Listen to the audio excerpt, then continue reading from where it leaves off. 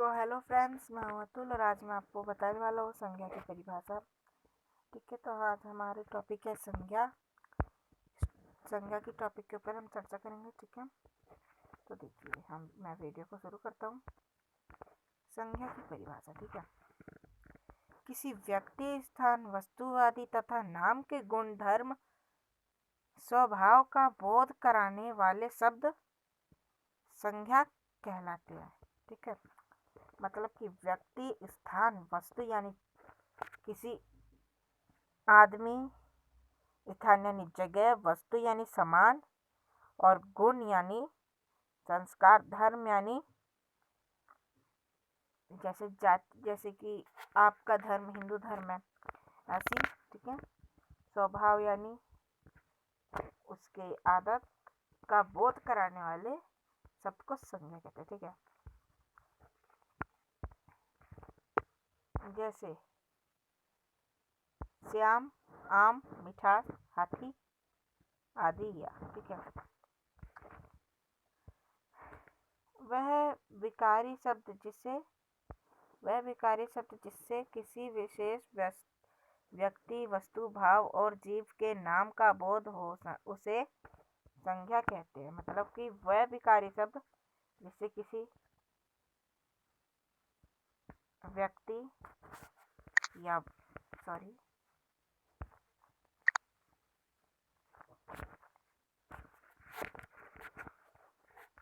वस्तु,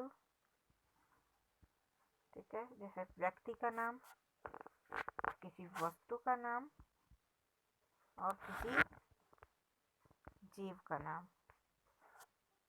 ठीक है, तो ये ठीक है, देखिए आगे क्या है।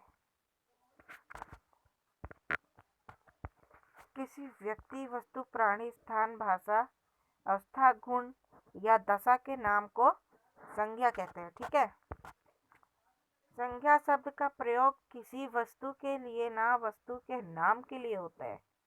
जो संज्ञा का प्रयोग होता है वो किसी वस्तु के लिए, ना कि वो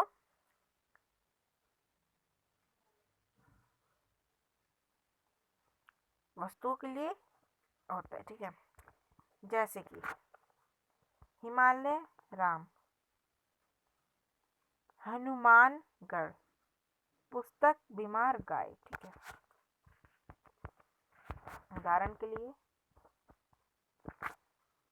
उदाहरण हमारा क्या है, राहुल और अमित की दोस्ती स्कूल के समय से है। ठीक है, ये हमारे उदाहरण है, आपने इसे कर लेना है कॉपी में। ठीक है, राहुल और अमित की दोस्ती स्कूल के समय से है। ठीक है, गुजरात की राजधानी गांधीनगर है। तो गुजरात की राजधानी है वो गांधीनगर है। बुढ़ापे का समय सबसे ज्यादा खराब होता है, मतलब जब बुढ़े होते हैं तो उस समय वो समय सबसे ज्यादा बेकार होता है। ठीक है, हम देखिए फोर्थ है, अब तो पानी के भी पैसे देने पड़ते। जो अब तो पहले तो पानी फ्री में आता था, लेकिन अब तो उसके भी पैसे देने पड़ते हैं। काले घोड़े सफेद घोड़े से ज्यादा खूबसूरत होते हैं। काले घोड़े होते हैं वो सफेद घोड़े से भी ज्यादा खूबसूरत होते हैं। सच और झूठ के बीच का फर्क ही इंसानियत है। जो सच है और झूठ है उसके बीच का फर्क ही इंसानियत है। देखिए, मेरे छोटे भाई का नाम आर्यन है। ठीक है, मुझे अब किसी पर विश्वास नहीं होता। मतलब कि मुझे अब किसी पर भी विश्वास नहीं होता। जैसे कि हमें अगर किसी चीज़ पे हम बहुत अच्छे से विश्वास कर लेते हैं और फिर बाद में हमें वही चीज़ धोखा दे जाती है तो हमें उस पर विश्वास नहीं होता। मैं बड़ा होकर फौज में जाना चाहता हूँ। ठीक है, आप बड़े होकर क्या बनना चाहते हैं आप कमेंट बॉक्स में बता सकते हैं मुझे। ठीक है,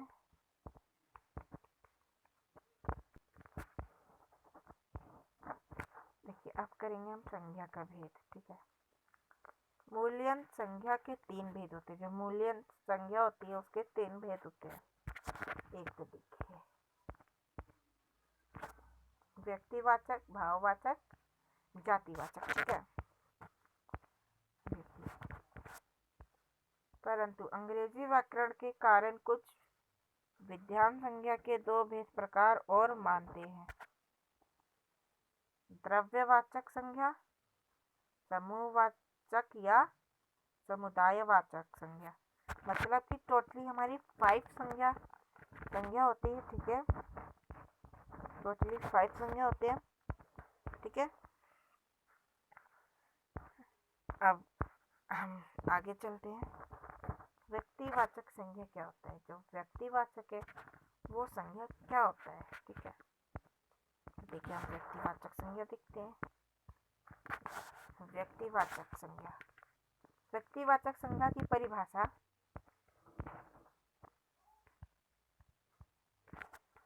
किसी भी विशेष व्यक्ति, वस्तु या स्थान के नाम का बोध करने वाली संज्ञा ही व्यक्तिवाचक संज्ञा कहलाती है। यानी व्यक्तिवाचक संज्ञा सभी व्यक्ति, वस्तु या स्थान की संपूर्ण जाति में से खास का नाम बताती है, ठीक है। जैसे कि भारत, चीन, स्थान। भारत चीन है जो वो क्या है, वो एक स्थान है। भारत है और चीन है वो स्थान है। किताब, साइकिल क्या हो गई, ये एक वस्तु हो गई, ठीक है। किताब और साइकिल एक वस्तु होती है। सुरेश, रमेश, महात्मा गांधी व्यक्ति, यानी ये व्यक्ति का नाम है, ठीक है। आप देखो व्यक्तिवाचक संज्ञा के उदाहरण।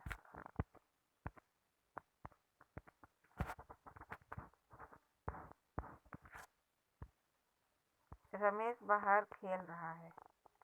विकास फुटबॉल खेलता है। राम मेरा दोस्त है। मतलब कि व्यक्तिवाचक है। व्यक्तिवाचक में आपको वैसे तो हिंदी में इतना वो नहीं होता कंफ्यूजन, बट इंग्लिश में ज़्यादा होता है। आपको इंग्लिश में भी मैं करा दूंगा, ठीक है। विकास फुटबॉल खेलता है, ये क्या है, एक तरीके से व्यक्तिवाचक है। राम मेरा दोस्त है, राम मेरा दोस्त है, ये क्या है, ये भी व्यक्तिवाचक है। मैंने आज एक अंग्रेजी की किताब खरीदी, ठीक है। ये वस्तुवाचक है क्योंकि ये एक वस्तु है। मुझे मराठी में बात करना बहुत पसंद है, ठीक है। तभी हमने यहाँ पे क्या देखा, स्थान, ये एक स्थान है, सॉरी।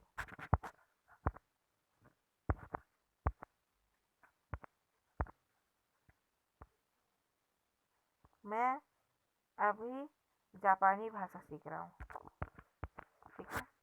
दिल्ली काफ़ी पुराना शहर है। विकास फुटबॉल खेलता है। भारत में 22 भाषाएं बोली जाती है। मैं अमेरिका जाना चाहता हूँ। मैं बेंगलोर में रहता हूँ। मुंबई एक स्मार्ट सिटी बन गया है। आगरा में ताजमहल है। ताजमहल विश्व के 7 अजूबों में से एक है। दिल्ली में कुतुब मीनार है। दिल्ली दुनिया की सबसे ज़्यादा जनसंख्या वाला शहर है। इंग्लिश दुनिया में सबसे ज़्यादा प्रयोग की जाने वाली भाषा है। जो इंग्लिश है वो दुनिया में सबसे ज़्यादा प्रयोग होती है, वाकई में ही, ठीक है। अब देखिए, अब हम सेकंड करते हैं, भाववाचक संज्ञा। भाववाचक संज्ञा देखिए क्या है, भाववाचक संज्ञा की परिभाषा, ठीक है।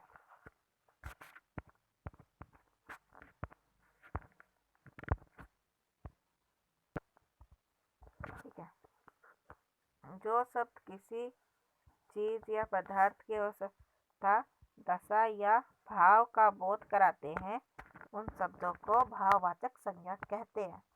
मतलब कि जो चीज पदार्थ या किसी अवस्था या दशा का भाव का बोध कराते हैं, उसे क्या कहते हैं, उसे भाववाचक संज्ञा कहते हैं, ठीक है।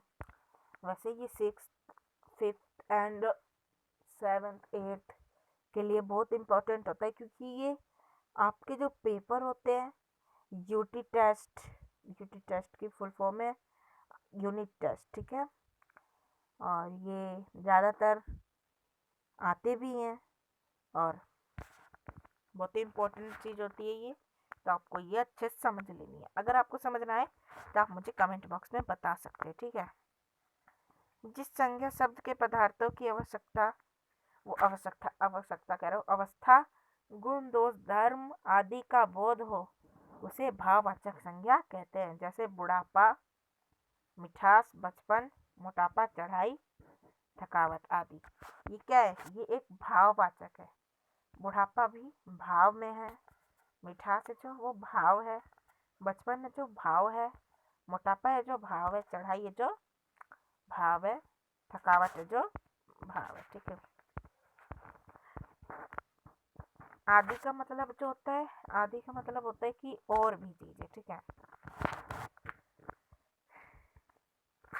भाववाचक संज्ञा के भेद। भाववाचक संज्ञा के दो भेद है, समुदायवाचक और द्रव्यवाचक संज्ञा, ठीक है।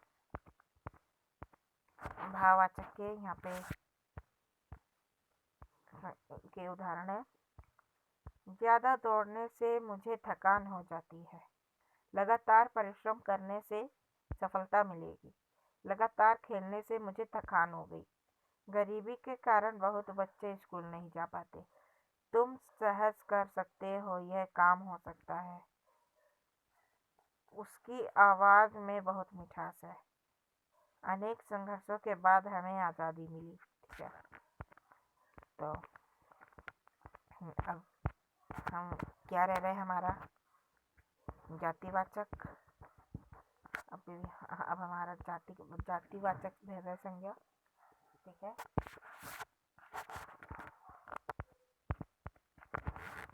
जातिवाचक संज्ञा की परिभाषा है क्या? जो शब्द किसी व्यक्ति, वस्तु या स्थान की संपूर्ण जाति का बोध कराते हैं, उन शब्दों को जातिवाचक संज्ञा कहते हैं। जैसे मोबाइल, टीवी वस्तु है, गांव, स्कूल स्थान है, आदमी, जानवर, प्राणी है आदि, या ठीक है।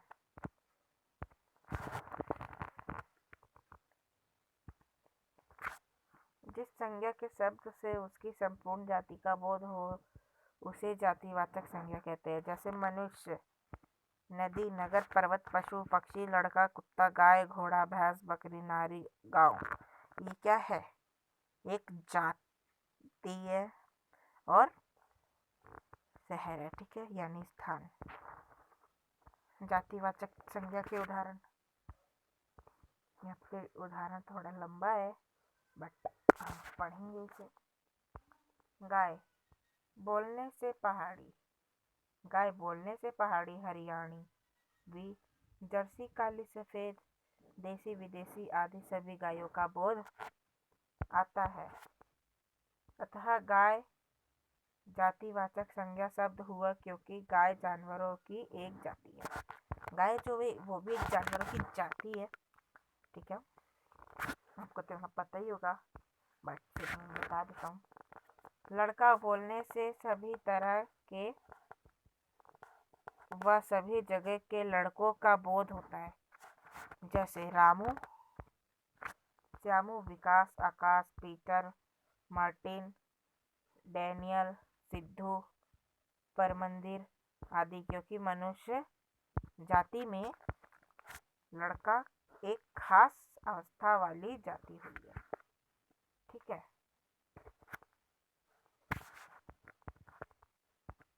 नदी का पढ़ेंगे हम, नदी, ठीक है। नदी शब्द का प्रयोग करने पर हमें विश्व का सभी नदियों का बोध होता है। जो नदी शब्द का प्रयोग करने पर हमें विश्व के सभी नदियों का वो बोध होता है, हुई।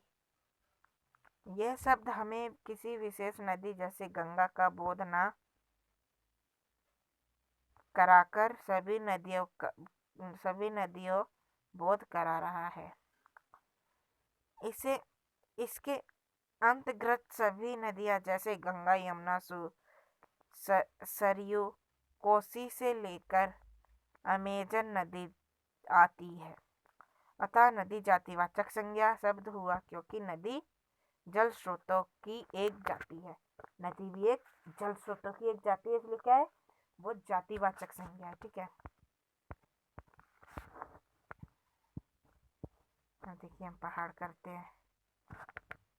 पहाड़ शब्द किसी एक विशेष पहाड़ का बोध न कराकर दुनिया के सभी पहाड़ों का बोध करा रहा है, अतः पहाड़ एक जातिवाचक संज्ञा है। ठीक है। शहर, यह एक स्थान सूचक जातिवाचक संज्ञा है। इसके अंतर्गत तमाम शहर आएंगे। दिल्ली, कोलकाता, चेन्नई, मुंबई, बेंगलुरु, वाराणसी, पटना, कानपुर, लखनऊ सभी। ठीक है। जातिवाचक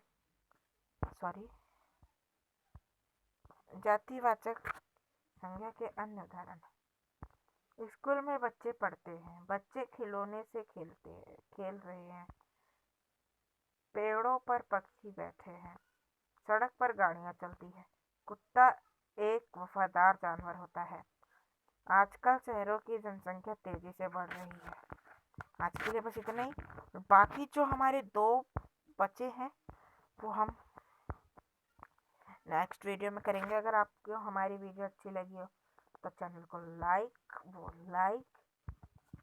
और सब्सक्राइब और शेयर जरूर कीजिएगा, ताकि मेरी हर आने वाली वीडियो सबसे पहले आप तक पहुंचे। LSS यानी लाइक, सब्सक्राइब, शेयर, और कमेंट भी जरूर कीजिएगा अगर आपको कोई कंफ्यूजन हो तो।